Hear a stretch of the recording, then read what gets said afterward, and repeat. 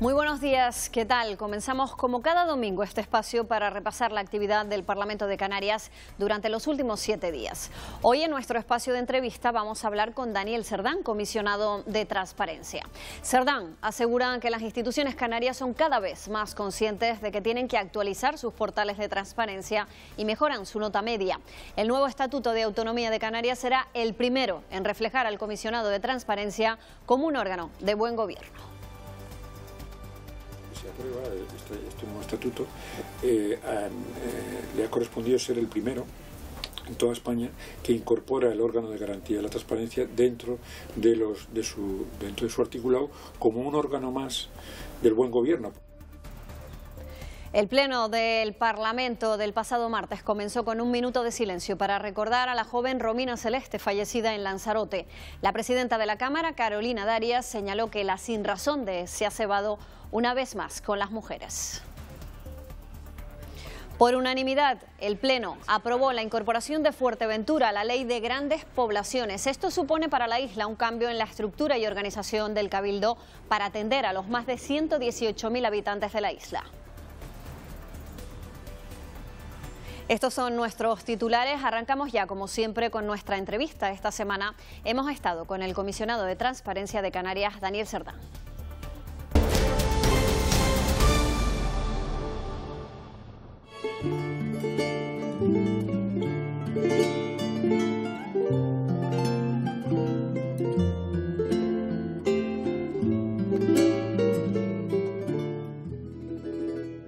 Hoy dedicamos nuestra entrevista no a un diputado o diputada del Parlamento, pero sí a uno de esos órganos dependientes de la Cámara Autonómica. En este caso vamos a entrevistar al comisionado de Transparencia. Él es licenciado en Ciencias de la Información por la Universidad de Navarra y tiene un máster en Planificación Estratégica por la Universidad de La Laguna. Es Daniel Cerdán y es la primera vez que ostenta este cargo, que además ha arrancado también con la legislatura. ¿Qué tal, Daniel Cerdán? Buenos días a todos. ¿Cuáles son las funciones del comisionado de la transparencia? ¿Cómo funciona? Bien, el comisionado tiene fundamentalmente dos funciones. Una que está muy directamente relacionada con los ciudadanos, que es amparar a todo ciudadano, sea persona, o sea también entidad jurídica, o empresa o asociación, etcétera, que haya preguntado a una administración canaria o a un órgano dependiente de una administración, que en total son 347, no son solamente las instituciones principales, y no le hayan respondido o le hayan respondido insuficientemente. Tiene un procedimiento muy sencillo, tanto en cualquier registro de su pueblo, de su ayuntamiento, o en la web del comisionado, a través de la sede electrónica, para presentar una reclamación. Una vez que ha pasado un mes y no le han contestado, o le han contestado insuficientemente, pues para que nosotros determinemos si esa administración está obligada o no a darle la información. Y si está obligada, esa administración tiene que entregársela o recurrir, si no está de acuerdo con nuestra resolución, recurrir al Tribunal Superior de Justicia de Canarias. Si no recurre, está obligado a entregar esa información. Por lo tanto, es un elemento que facilita mucho las cosas, tanto al ciudadano para resolver sus propios asuntos de interés personal, si es que los tiene en relación con la administración, como para controlar o vigilar, diríamos, la buena gobernanza de su ayuntamiento, de su cabildo, de su gobierno, de su universidad. Es decir, que la lectura es que es un procedimiento muy sencillo, que es accesible a cualquiera que quiera usar. Sí, porque prácticamente solamente hay que apelar, es decir, en base a la Ley de Transparencia de Canarias, yo le solicito que determine si no contestación, que es la reclamación se dan en su mayor parte porque no han contestado, ¿no? Si tengo derecho o no tengo derecho. Y el comisionado, en un plazo razonable de 3 meses, está obligado a emitir una resolución que publicamos en nuestra web, todas anonimizadas, o sea, su nombre nunca va a aparecer en público, pero la ley lo que determina es que se publiquen todas para que todo el mundo sepa qué está pasando con el derecho de acceso a la información, ¿no?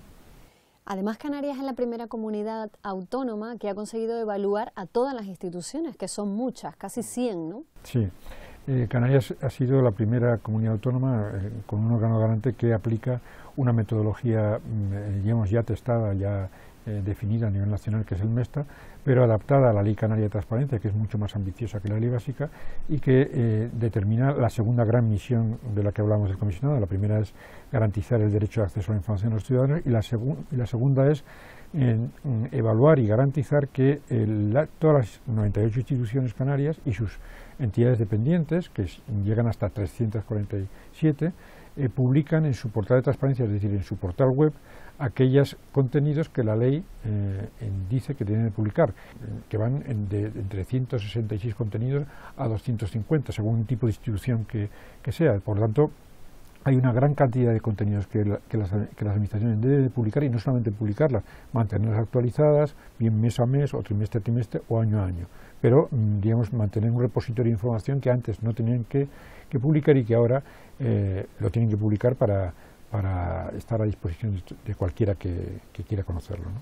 Muchas se han puesto las pilas y la nota media ha sido de un 5,47 con respecto al ejercicio anterior, estamos hablando de 2017.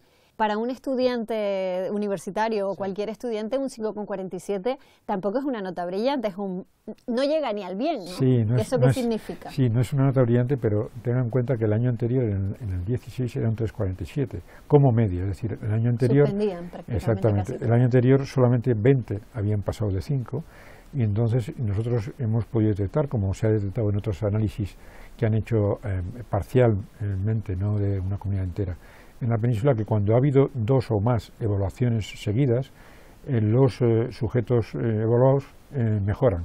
Y eso es lo que se ha producido en Canarias, es decir, prácticamente se han triplicado en un año el número de los que pasan de 5, que para nosotros es importante teniendo en cuenta de que llevamos solamente 3 años de aplicación de la ley.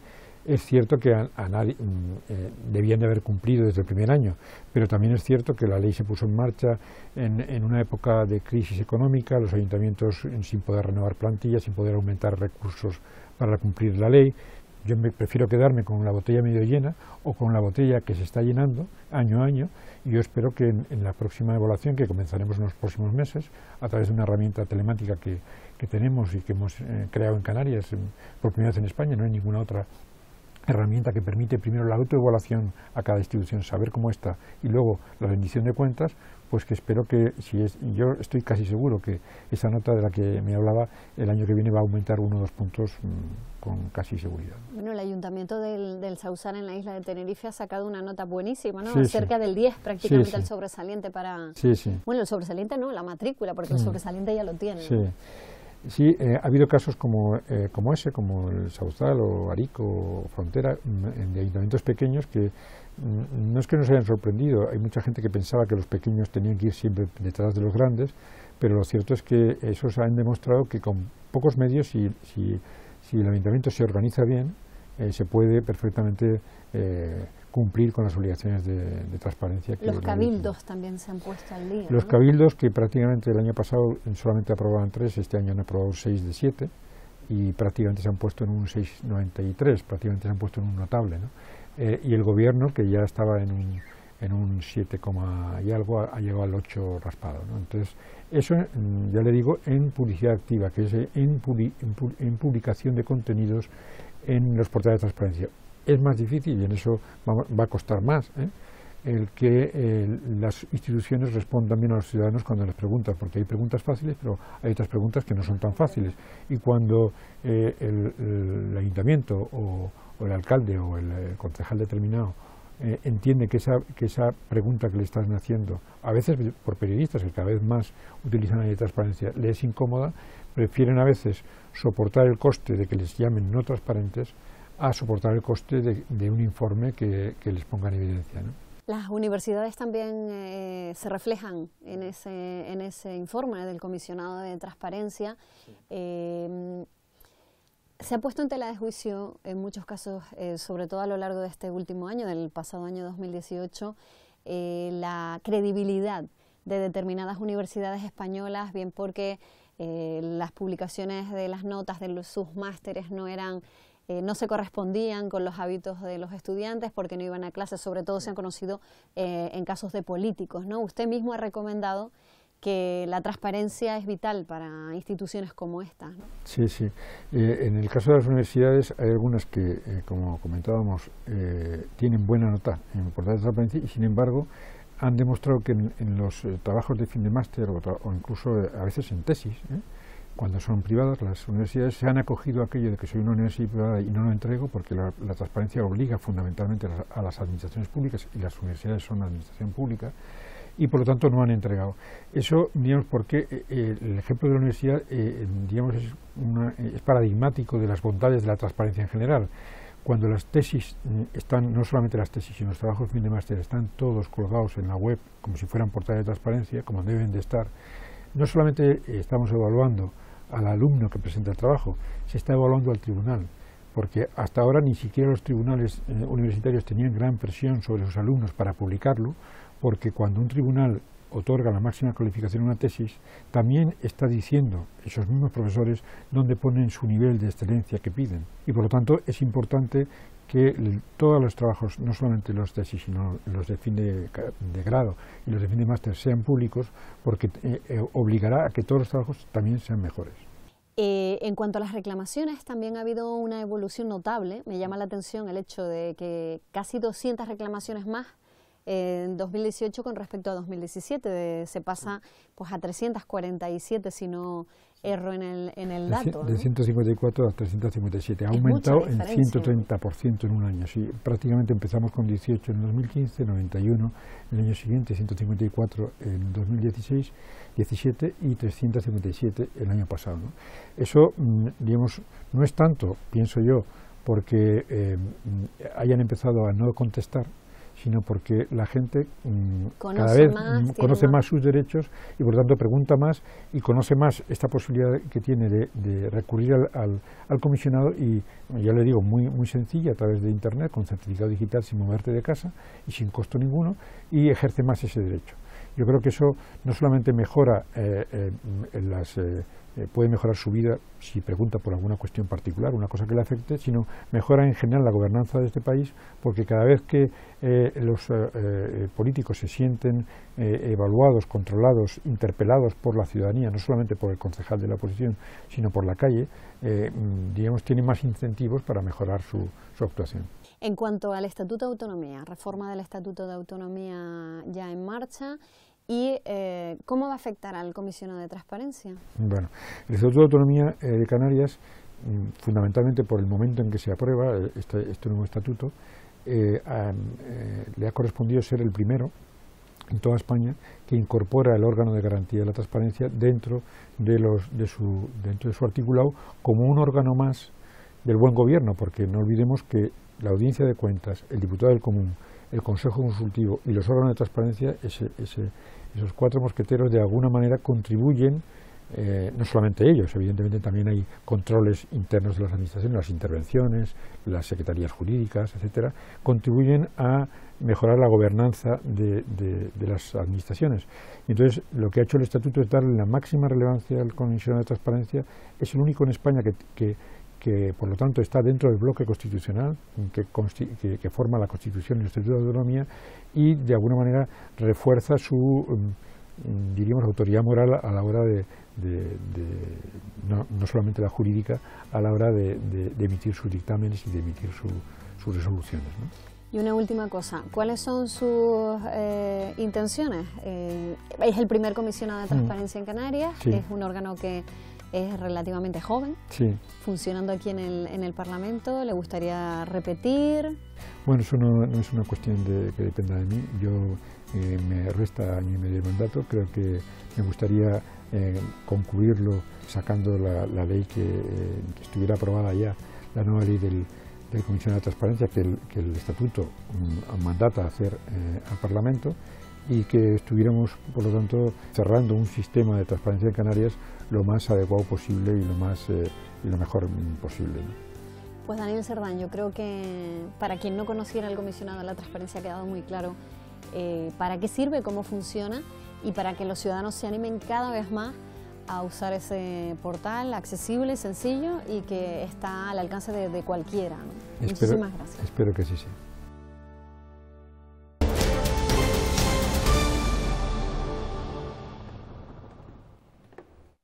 El inicio de la sesión plenaria de esta semana estuvo marcado por el minuto de silencio que han guardado sus señorías justo antes de comenzar por la muerte de Romina Celeste en Lanzarote.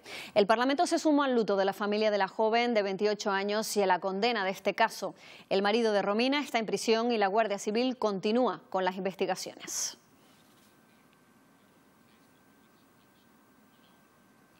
Era el primer pleno tras las Navidades y se habló de los presupuestos generales del Estado para el año que viene. El lunes la ministra de Hacienda, María Jesús Montero, llevó al Congreso las cuentas y se conocieron las partidas que llegarían a las islas.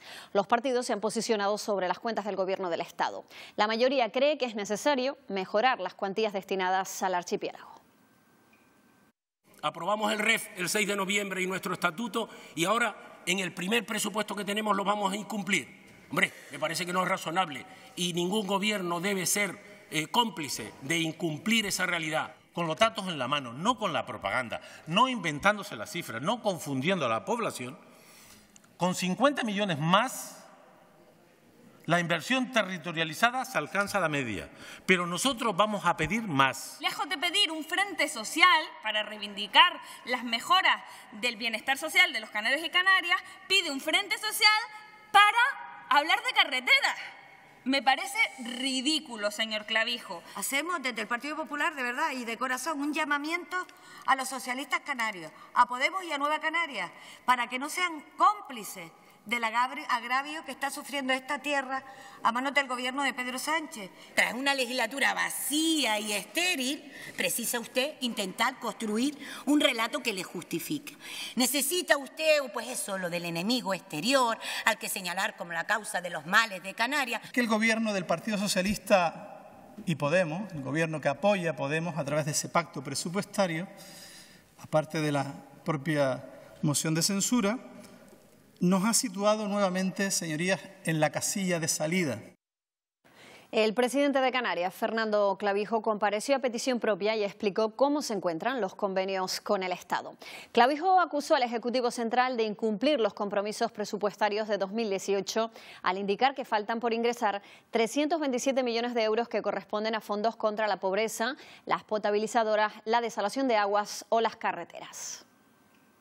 Lo que no podemos es ni mirar para otro lado, ni ser cómplices del incumplimiento consciente y con premeditación de un gobierno de España con una ley que le resta derechos y recursos a todos los canarios. No queremos convertir esto, desde luego, en un elemento de hostilidad contra nadie. No queremos atacar a nadie. Queremos defender Canarias. Queremos defender, como es nuestra obligación, a los hombres y mujeres que viven en Canarias. Queremos defender que se cumpla la ley. Queremos defender que el diálogo se tiene que practicar en las dos vertientes, no solo en una. Y queremos defender, por encima de todo, que no somos más que nadie, pero tampoco somos menos que nadie. Bueno, pues la situación en la que queda Canarias tras la presentación del proyecto de presupuestos para 2019 copó buena parte del debate de esta semana. A la comparecencia del presidente se sumaron también las preguntas de los grupos Popular y Mixto y además Nueva Canarias puso la atención en un punto concreto de esas cuentas, el relativo al convenio de carreteras y en especial a la segunda fase de la carretera de la Aldea. Espero que en torno a abril, como han dicho públicamente hasta ahora, usted no lo ha dicho aquí, se adjudique esa obra. Pero mi duda es la siguiente. ¿Vamos a disponer de recursos presupuestarios suficientes para garantizar la plurianualidad de esta y de otras importantes obras del nuevo convenio? Y el día 19 de diciembre, a 3 días del Consejo de Ministros de Cataluña, nos dicen, sin darnos ningún papel, que hay problemas técnico-jurídicos con la ejecución de la sentencia y que estos son, permítanme el ser coloquial, como las lentejas. Si lo quieres, lo tomas y si no, lo dejas. El consejero de Obras Públicas y Transportes compareció en sesión plenaria también a petición del Grupo Popular para hablar sobre las obras pendientes de licitación que se incluyen en el convenio de carreteras. Porque de nada sirve que aprobemos o que firmemos o que transfieran ya el nuevo convenio de carreteras si usted en las 75 nuevas obras que aparecen recogidas en el convenio de carreteras usted no puede sacar a licitación ninguna porque ni tiene proyecto, ni tiene los planes acabados, ni tiene la fase para poder licitar las obras. Se está licitando el 50% del convenio de carreteras. En el primer trimestre de este año 2019 vamos a llegar a tener 800 millones de euros en licitación. Algo, insisto, absolutamente clave, fundamental para dinamizar el empleo en el sector de la obra pública. La consejera de Hacienda, Rosa Dávila, compareció esta semana al margen de la incertidumbre con los presupuestos estatales. Dávila considera muy buenas las perspectivas financieras para Canarias en 2019. Al valorar la salud económica y financiera del Gobierno, la agrupación socialista Gomera y el Grupo Popular coincidieron al considerar la situación general como positiva, aunque con aspectos concretos a mejorar. Podemos entender que la Comunidad Autónoma de Canarias está saneada.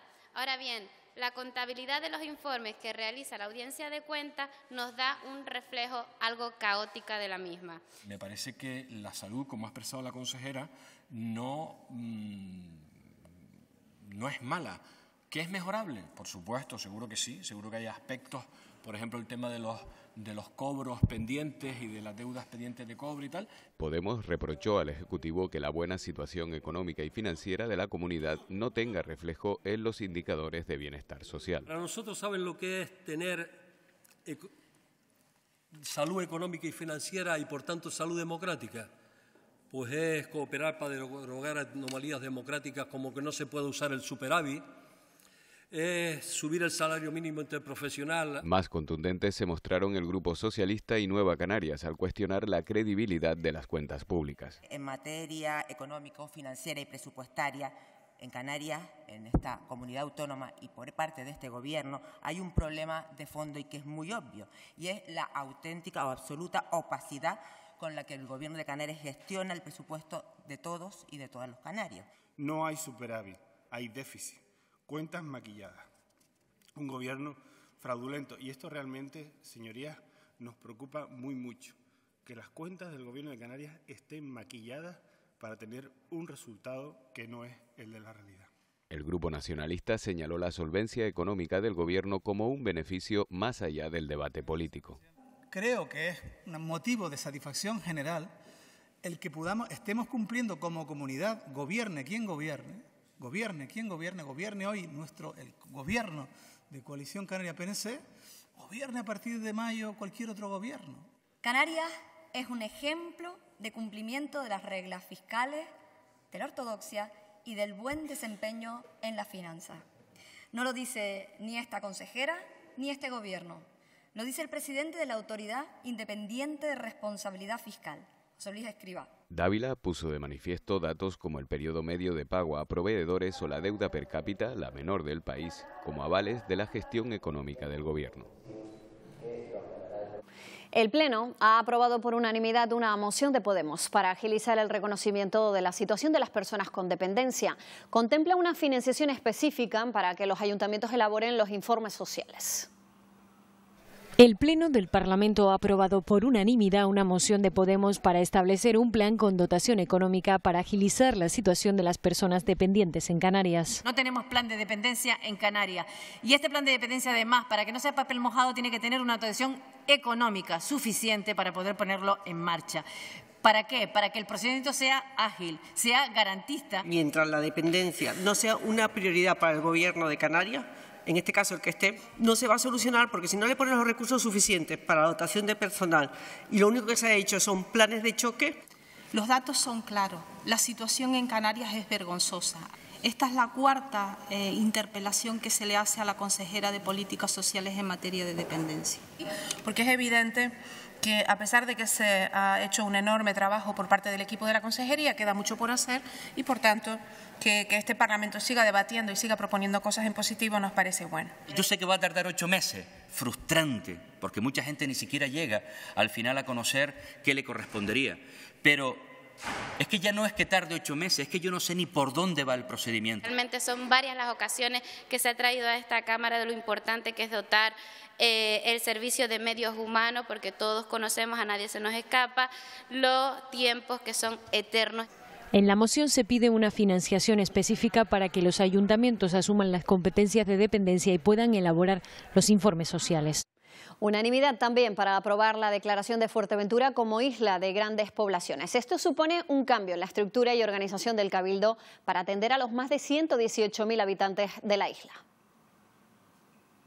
118.000 habitantes han hecho que Fuerteventura sea considerada como una isla de grandes poblaciones. Fue en abril cuando el Cabildo inició los trámites para conseguir esa denominación y así poder prestar mejores servicios a los ciudadanos. El propósito de esta iniciativa es de gran importancia para el Cabildo Insular de Fuerteventura y para los ciudadanos de Fuerteventura, porque le otorgará un plus en el régimen organizativo que ahora no tiene. Que cuando una isla como Fuerteventura se produce un gran crecimiento demográfico, esto implica que las necesidades que hay que cubrir aumentan y por tanto la administración del Cabildo debe de adaptarse a esa realidad. Proyecto de ley que, cumplido el requisito de población, casi se podría decir que es un mero trámite. Eso sí, un mero trámite, pero necesario legalmente. Reconocer que Fuerteventura ha crecido demográficamente, pero no solo demográficamente, también en cuanto a la importancia de esta isla en el resto del archipiélago. Yo creo que esto es un instrumento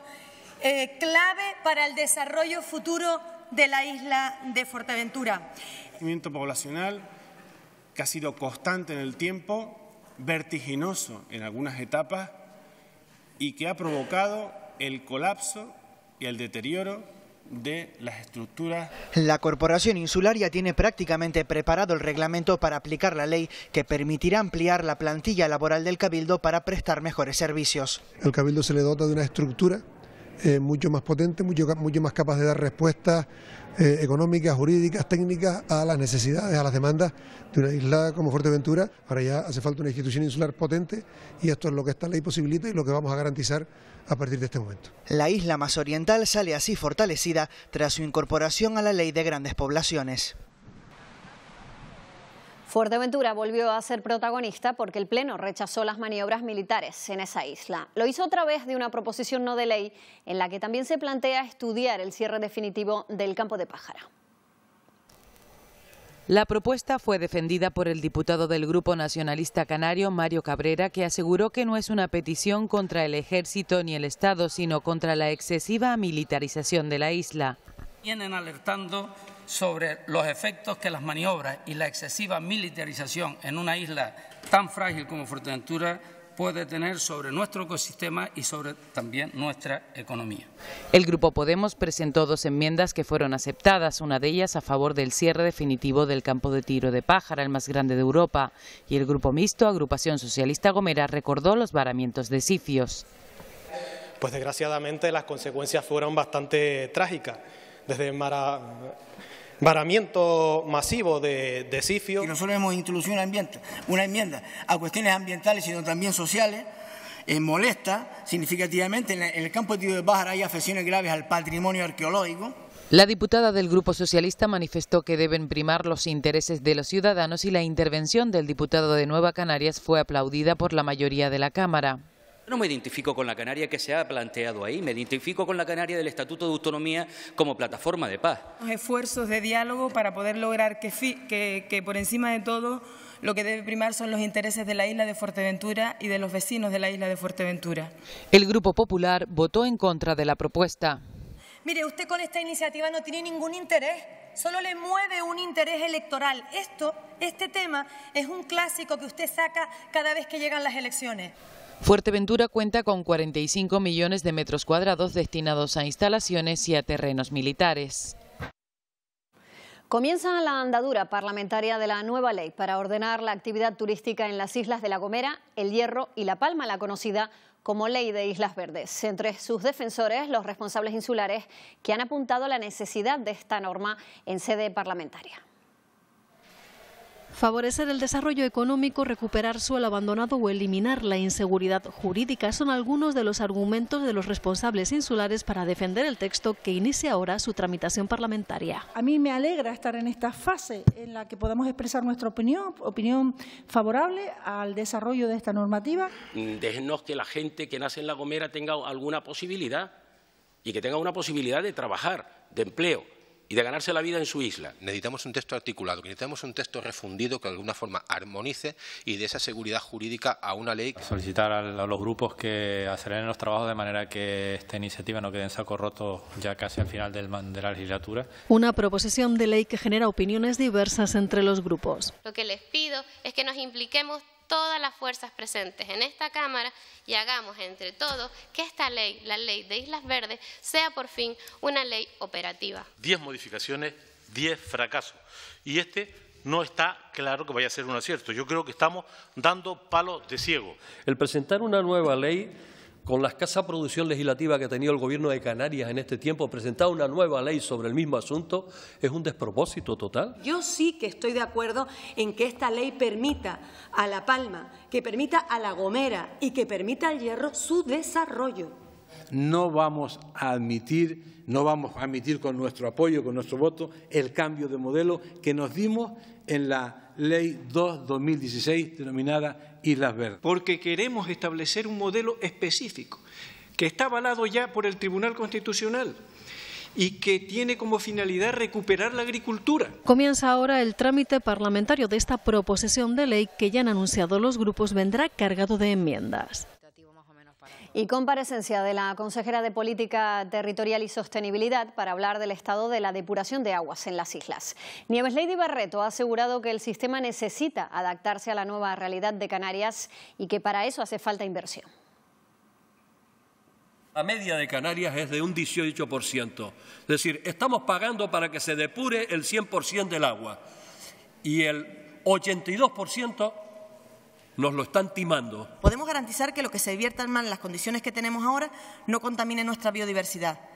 Pero la realidad canaria es muy distinta a la de hace muchos años, incluso a la de hace 10 años. Por lo tanto, nuestras infraestructuras en depuración y saneamiento se tienen que adaptar a la realidad actual. Para eso hay que hacer inversión.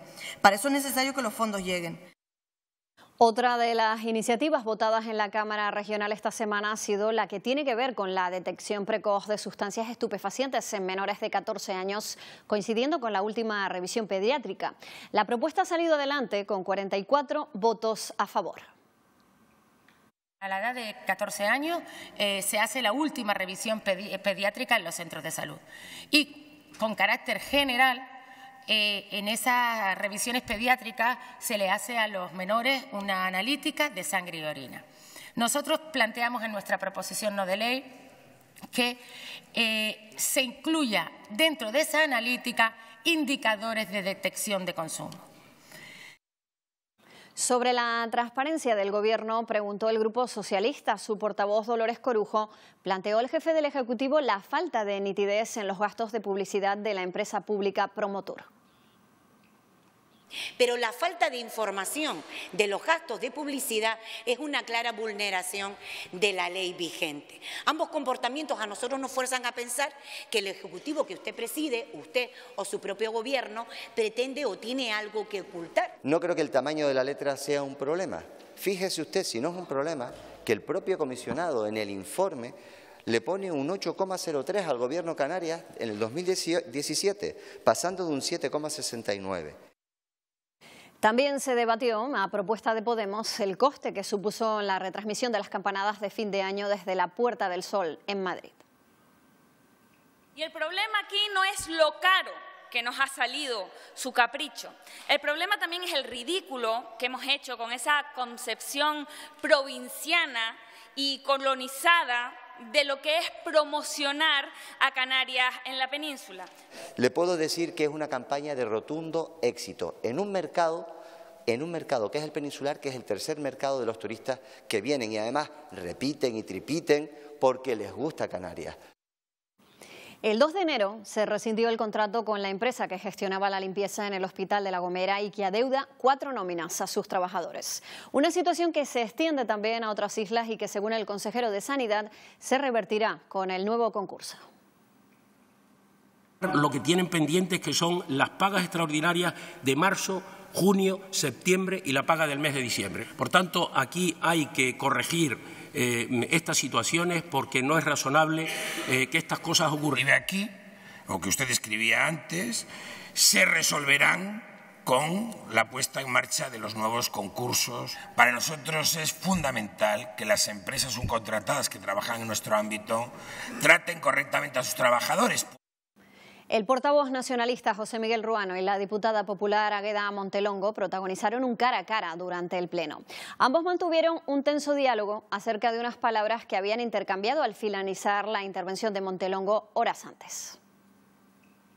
Manifestar mi sorpresa y sobre todo evitando recibir advertencias extrañas como las que recibí del señor Ruano, que no las voy a calificar de amenaza porque estoy esperando las debidas disculpas.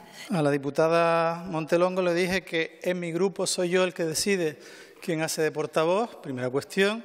Y en segundo lugar le pregunté que por qué partido se iba a presentar a las elecciones próximas. Era la cuestión. Usted me dice, ¿por qué partido te vas a presentar? Un poquito acalorado. Y yo te dije, sorpresa, porque pensé que era una broma. Y me dices, que sepas que tú, por el Partido Popular, no vas a ir. Entiendo que usted está repartiendo los boletos y haciendo las listas en el Partido Popular. Y luego me dice, ten cuidado, porque ya sabes lo que hacemos aquí con los traidores. No intente usted proyectar hacia los demás esa ciénaga en la que quiere moverse, que la política, espero que para la gran mayoría de esta Cámara, es otra cosa. Ha quedado constituida la subcomisión de la infancia que hace varias semanas sus señorías acordaron poner en marcha. El objetivo será el de analizar la situación de este segmento de la población desde distintas perspectivas para después instar al Gobierno a tomar medidas en esa línea. En la sesión constitutiva se ha elegido al popular José Estaleya como presidente y a la nacionalista Dolores García como vicepresidenta. Bueno, pues hasta aquí este repaso a la actividad parlamentaria de esta semana. Nosotros nos despedimos y ya saben que pueden seguir la actualidad informativa en los Telenoticias, en Canarias Radio, también en la web de rtvc.es y en nuestras redes sociales. Que tengan ustedes una feliz semana y hasta el domingo.